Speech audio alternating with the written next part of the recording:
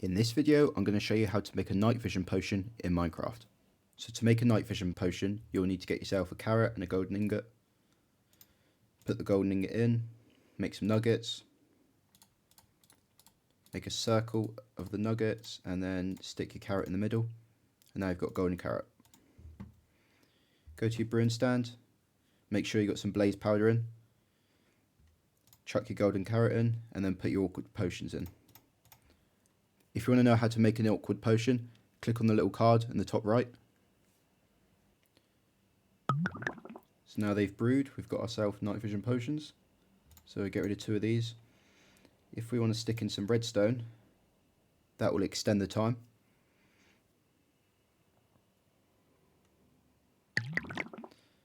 So now it lasts for 8 minutes rather than 3. Okay, we're going to stick this one in and put some gunpowder in, and this will turn it into a splash potion.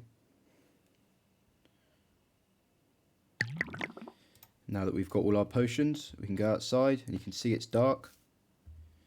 If I put my splash potion on the floor, everything brightens up a bit. Thank you for watching the video. If you found it helpful, please like and subscribe.